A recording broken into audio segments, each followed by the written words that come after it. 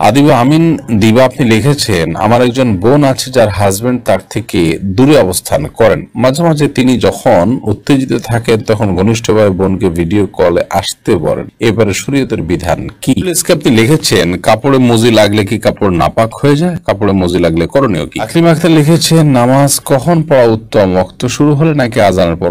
MD আলামিন লিখেছেন, জুমার খুতবা ছুটে গেলে শুধু জুমার নামাজ পড়লে কি জুমা আদায় হবে? আমি মতিউর রহমান মতি আপনি লিখেছেন, বিয়ে ঠিক হয়েছে, এখন এই মেয়ের সাথে কথা বলতে পারবো? আবিদ হাসান আপনি লিখেছেন, কর্মব্যস্ততার কারণে অনেক সময় ওয়াক্ত মতো নামাজ পড়া সম্ভব হয় না, কিন্তু প্রতিদিনই পরে কাজা আদায় করে নিয়ে ঠিক গুনাহ হবে? এরপর মেহেদি ডিআই আপনি লিখেছেন, মৃত্যুর পর মৃত ব্যক্তির পাশে বসে কোরআন তেলাওয়াত করার বিধান কি? প্রিয় দর্শক, আর বিলম্ব না করে আসুন আমরা প্রশ্ন উত্তরের আলোকিত ভ্রমণে প্রবেশ করি। আপনি লিখেছেন, কাপড়ে মজি লাগলে কি কাপড় নাপাক হয়ে যায়? কাপড়ে মজি লাগলে করণীয় কি? কাপড়ে মজি লাগলে অবশ্যই নাপাক হবে, যে জায়গা লাগবে সেটি মজি বা ওয়াদি, এই দুটি পদার্থ মূলত বীর্যপাতের আগে আঠালো পানির মতো আপনার জিনিস বের হয়, ঠিকই মজি বলা হয়। পেশাবের সাথে কোট দিলে যে সাদা পদার্থ বের হয় সেটিকে ওয়াদি বলা হয়। এই অনেক সময় প্রেশারের কারণে বের হয়, এটা চাপের কারণে কারো বের হয়, অসুস্থতার কারণে। তো মজি বা ওদি এগুলো নাপাক, এগুলো যদি লাগে তাহলে শরীর বা কাপড় যে জায়গা লাগবে ওই জায়গাটা ধুইতে হবে, পরিষ্কার করতে হবে। আকলিম আখতার লিখেছেন, নামাজ কখন পড়া উত্তম, ওয়াক্ত শুরু হলে নাকি আজানের পর? ওয়াক্ত শুরু হলে দ্রুততার সাথে নামাজ পড়া উত্তম, তবে জোহর নামাজ খুব বেশি গরম হলে একটু দেরিতে পড়াটা উত্তম। এমনি রফিকুল ইসলাম আপনি লিখেছেন, একাকী নামাজ পড়ার সময় কেরাত পড়ার বিধান কি? ঠোঁট না নেড়ে কেরাত পড়লে কি সালাত আদায় হবে? না, সালাত আদায় হবে না, আপনাকে ঠোঁট নাড়তে হবে। ঠোঁট যদি আপনি না নাড়েন তাহলে সেক্ষেত্রে সালাত আদায়ের জন্য যে কেরাত পাঠের আবশ্যকীয়তা সেটা আদায় হবে না। মনে মনে পড়লেন সেটাকে তেলাওয়াত বলা হবে না, কেরাত আপনাকে পড়তে হবে। নবী করিম সাল্লাল্লাহু আলাইহি ওয়াসাল্লাম বলেছেন, লা সালাতা লিমান লাম ইয়াকরা বিফাতিহাতিল কিতাব, যে ব্যক্তি সূরা ফাতিহা পাঠ করেনি তার সালাত হবে না।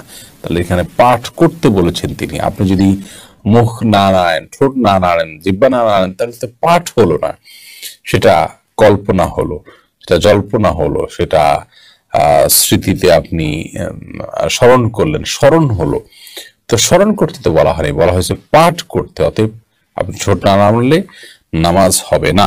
এমনি জাহিদুল ইসলাম আপনি লিখেছেন, হায়েজ অবস্থা মৃত ব্যক্তিকে গোসল দেওয়া যাবে কিনা? উত্তর হলো দেওয়া যাবে, দেওয়া যাবে না ব্যাপারটা এরকম নয়, তবে অন্য লোক থাকলে সন্দেহাতীতভাবে তারা দিবেন। মৃত ব্যক্তিকে যদি হায়েজ অবস্থাকে গোসল দেন, গোসল হয়ে যাবে। এফএসবি শান্তা ইসলাম লিখেছেন, আমার হাজবেন্ড প্রচুর ধূমপান করে, অনেক চেষ্টা করে তাকে ধূমপান করা থেকে ফেরাতে পারছি না, এখন আমার করণীয় কি? ইসলামে ধূমপান সম্পর্কে কি বলে? ইসলামে ধূমপান করা অবশ্যই নিষিদ্ধ কাজ। আল্লাহ বলেছেন, রাতুল কবিরা তাহলুকা, যেদেরকে তোমরা মানে ধ্বংসের দিকে ঠেলে দিও না, যেটি ক্ষতিকর হবে আপনার জন্য। আপনি জানেন আপনাকে আস্তে আস্তে মৃত্যুর দিকে নিয়ে যাবে, নানা রকম রোগ বালাইয়ের মধ্যে ফেলবে, এবং সেটা বাহ্যিক কোনো উপকারিতা নেই, অপকারিতাই বেশি। তো সেক্ষেত্রে সেটি নিষিদ্ধ, নাজায়েজ, গুনাহের কথা। বিধায় আপনার স্বামীকে আপনি বোঝানোর চেষ্টা করবেন, আল্লাহর ভয় দেখাবেন এবং অন্যদেরকে দিয়ে বোঝাবেন, তার জন্য আল্লাহর কাছে দোয়া করবেন, বিভিন্ন উদ্যোগ আপনি গ্রহণ করবেন। মতিউর রহমান মতি আপনি লিখেছেন, বিয়ে ঠিক হয়েছে, এখন এই মেয়ের সাথে কথা বলতে পারবো? না, ঠিক হয়েছে আপনি তখন কথা বলতে পারবেন না, বিয়ের আগদ হয়ে গেছে, প্রস্তাব সম্মতি হয়েছে দুজন সাক্ষীর সামনে, তারপর আপনি কথা বলতে পারবেন। ঠিক হয়েছে এর মানে হলো জাস্ট মুখোমুখি ঠিক হয়েছে, আগদ এখনো হয়নি। আর এরকম অবস্থাতে একান্ত প্রয়োজনে কোনো বিষয় একজন আরেকজনকে কোনো গুরুত্বপূর্ণ বিষয় জানতে চাইছেন, কিংবা হয়তো কারোর জন্য কেউ কিছু কেনাকাটা করবেন, মাপ জানতে চাচ্ছেন, এগুলো যদি হয় তাহলে টেক্সট মেসেজের মাধ্যমে ফেতনামুক্তভাবে করতে পারেন। কিন্তু এখনো যেহেতু আগদ হয়নি, অতএব আপনার স্বামী স্ত্রী নন, বিধায় স্বামী স্ত্রী সুলভ আলাপ সালাপ, খোশ গল্প, প্রয়োজন ছাড়া আলাপচারিতা, কথাবার্তা, সেগুলো কিন্তু বলা জায়েজ হবে না। আখতার জাকি আপনি লিখেছেন, নামাজ সঠিকভাবে পড়ার চেষ্টা করি, তাও মনে হয় যেন ভুল হচ্ছে, এর জন্য সিজদায়ে সাহু দেই, এই অবস্থায় আসলে করণীয় কি? আপনি যদি সঠিকভাবে পড়ে থাকেন, এরপরে মনে হচ্ছে ভুল হচ্ছে, মনে হচ্ছে ভিত্তিতে সিজদা সাহু আপনি দিবেন না। পার্টিকুলার কোনো ভুল যদি হয়, একেবারে জানলেন নির্দিষ্ট করে যে আমার এই ভুলটা হয়েছে, তার ভিত্তিতে আপনি সিজদা সাহু দিবেন। অনেকে এরকম ধোঁয়াশাপূর্ণ জাস্ট ওই মনে হয়েছে কোনো ভুল হতেও পারে হলে এরকম ওয়াসওয়াসা নিজের ভেতরে যে এক ধরনের সংশয় কাজ করে, এটা এক ধরনের রোগ বলতে পারি, সেই রোগের কারণে তিনি সিজদা সাহু দিচ্ছেন, এটা মোটেও উচিত নয়। ঠিক একইভাবে হজে বা উমরায় গেলে অনেকে অযথাই দম দেন যে কোনো ভুল আমার হয়ে থাকতে পারে তো একটা দম দিয়ে দিলাম। না, এরকম কোনো দমের নির্দেশনা শরীয়ত আমাদেরকে দেয়নি, বরং আমরা দম দেব যখন আমাদের কোনো ভুল ধরা পড়বে নির্দিষ্টভাবে, সেটি জাস্ট সন্দেহ দূরের জন্য থোক কোনো দম দিয়ে দেওয়া, নিজের সংশয় দূরের জন্য, অথচ কোনো ভুল হয়েছে কিনা সেটা আমি নিজেও জানি না এবং পরিষ্কার না, স্পষ্ট না, তাহলে সেক্ষেত্রে এটি শরীয়তের কোনো নির্দেশনা। এরপর মেহেদি DIAD থেকে আপনি লিখেছেন, মৃত্যুর পর মৃত ব্যক্তির পাশে বসে কোরআন তেলাওয়াত করার বিধান কি? মৃত ব্যক্তির পাশে কোরআন তেলাওয়াত করার বিশেষ কোনো প্রয়োজনীয়তা নেই। কোরআন তেলাওয়াত যিনি করবেন, জোরে জোরে যখন তেলাওয়াত করি তখন আমরা জীবিত মানুষকে শোনাবো, মৃত ব্যক্তিকে তার শোনাতে পারবো না। ওমান তাবি মুসমিআন মান ফিল কুবুর, যার কারণে মৃত ব্যক্তির পাশে বসে কোরআন তেলাওয়াত করতে হয় এরকম কোনো নির্দেশ কোরআনে আমাদেরকে দেয়নি। মৃত ব্যক্তিকে দ্রুততার সাথে গোসল দিয়ে জানাজা দাফনের মাধ্যমে তাকে বিদায় জানাতে হবে, সেটি হলো কোরআন এবং হাদিস কর্তৃক নির্দেশনা, অতএব সেটি আমরা করব। আর এর বাইরে তার জন্য ভাড়াটিয়া লোক দিয়ে অনেকে কোরআন তেলাওয়াত করেন, অথবা ভাড়াটিয়া ছাড়াও আপনার চারপাশে ঘিরে তেলাওয়াত করা, এরকম কোন নির্দেশনা কোরআন হাদিস থেকে দেওয়া হয়নি।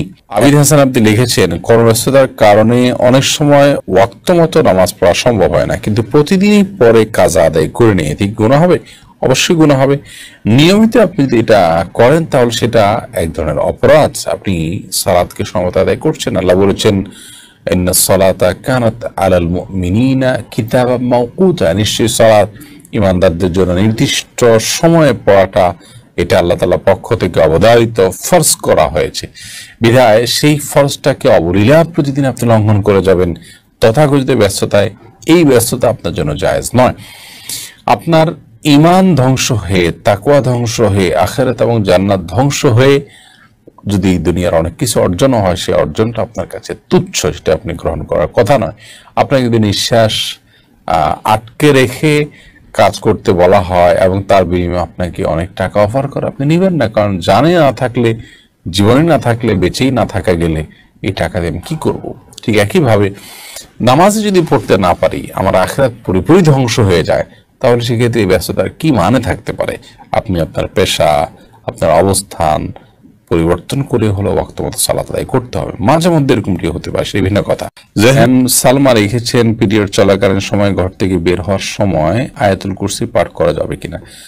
পিরিয়ড চলাকালীন সময় কোরআন কারীম তেলাওয়াত করবেন না, এটাই জমহুর আমাদের মত। তবে অনেক উলামা কেরাম এটাকে জায়েজ বলেছেন। আবার এমডি আলামিন লিখেছেন, জুমার খুতবা ছুটে গেলে শুধু জুমার নামাজ পড়লে কি জুমা আদায় হবে? জুমার খুতবা যদি ছুটে যায় তাহলে সেক্ষেত্রে শুধু জুমার নামাজ যদি পড়েন তাতেও আপনার জুমা আদায় হয়ে যাবে, অর্থাৎ ওয়াক্তের জুমা আদায় করেছেন এই সপ্তাহে, সেটি বলা যাবে। কিন্তু এমনটি নিয়মিত হওয়া সন্দেহভাবে গর্হিত কাজ, কারণ জুমার খুতবা শোনাটাও কিন্তু ওয়াজিব, বিদেশি ওয়াজিবটা ছুটে যাচ্ছে, আপনার ত্রুটিপূর্ণ হচ্ছে।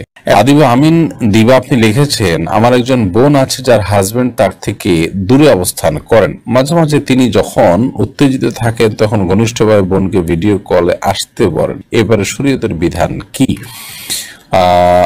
আল্লাহ মাফ করুন, এই বিষয়গুলো মৌলিকভাবে জায়েজ যদি সেফটিটা নিশ্চিত থাকে, অর্থাৎ ভিডিও বেহাত হবে, অন্য থার্ড পার্টির কাছে যেতে পারে, এরকম আশঙ্কা থাকলে সেক্ষেত্রে এটা জায়েজ নয়, কারণ সতর্ক ঢাকা এবং নিজের প্রাইভেসিকে রক্ষা করাটা অবশ্য কর্তব্য। আর এই সাধারণত যে সমস্ত অ্যাপগুলোর মাধ্যমে ভিডিও কল করা হয়, এগুলো আমি যতটুকু জানি যে সেগুলো সংশ্লিষ্ট কর্তৃপক্ষের মনিটরের সুযোগ থাকে, যদিও তারা ইন্ডিভিজুয়াল প্রত্যেকটা মানুষকে আলাদা আলাদা করে তার মনিটর করার সুযোগ পায় না। যদি বেহাত হওয়ার বা অন্যের দৃষ্টিগোচর হওয়ার বা অন্যের কাছে যাওয়ার মতো সেরকম আশঙ্কা না থাকে তাহলে এটা বেসিক্যালি জায়েজ আছে। স্বামী স্ত্রী একে অন্যকে তার শরীরে যে কোনো অংশ দেখাতে পারেন। তবে এগুলোর ফলশ্রুতিতে তাদের উত্তেজনা আরো বেশি বৃদ্ধি হবে, এর ফলশ্রুতিতে তারা হারামে লিপ্ত হতে পারেন, জড়াতে পারেন। আর এই কারণে প্রবাসে খুব দীর্ঘ সময় স্ত্রী ছাড়া একজন স্বামীর বসবাস করা জায়েজ নয়, বা স্বামী ছাড়া স্ত্রীর বসবাস করা জায়েজ নয়। এই জন্যই তো প্রবাসে যথাসম্ভব এইভাবে দীর্ঘকাল অবস্থান করার যে একটা টেন্ডেন্সি বা একটা প্রবণতা আমাদের অনেকের মধ্যে আছে, সেখান থেকে আমাদের বেরিয়ে আসা উচিত। আবিদ হাসান আপনি লিখেছেন, কর্মব্যস্ততার কারণে অনেক সময় ওয়াক্ত মতো নামাজ পড়া সম্ভব হয় না, কিন্তু প্রতিদিনই পরে কাজা আদায় করে নিয়ে ঠিক গুনাহ হবে? অবশ্যই গুনাহ হবে। নিয়মিত আপনি যদি এটা করেন তাহলে সেটা এক ধরনের অপরাধ, আপনি সালাতকে সমত আদায় করছেন। আল্লাহ বলেছেন, ইন্নাস সালাতা কানাত আলাল মুমিনিনা কিতাবাম মাওকুতা, নিশ্চয়ই সালাত ইমানদারদের জন্য নির্দিষ্ট সময়ে পড়াটা এটা আল্লাহ তাআলার পক্ষ থেকে অবধারিত ফরজ করা হয়েছে।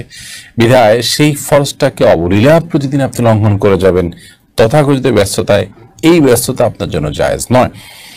আপনার ঈমান ধ্বংস হয়ে, তাকওয়া ধ্বংস হয়ে, আখিরাত এবং জান্নাত ধ্বংস হয়ে যদি দুনিয়ার অনেক কিছু অর্জন হয়, সেই অর্জনটা আপনার কাছে তুচ্ছ, সেটা আপনি গ্রহণ করার কথা নয়।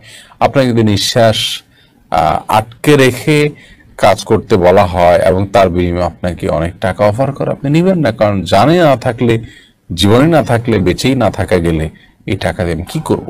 ঠিক একইভাবে নামাজে যদি পড়তে না পারি, আমার আখিরাত পুরোপুরি ধ্বংস হয়ে যায়, তাহলে সেক্ষেত্রে এই ব্যস্ততার কি মানে থাকতে পারে? আপনি আপনার পেশা, আপনার অবস্থান পরিবর্তন করে হলেও ওয়াক্ত মতো সালাত আদায় করতে হবে। মাঝে মধ্যে এরকমটি হতে পারে, সেই ভিন্ন কথা।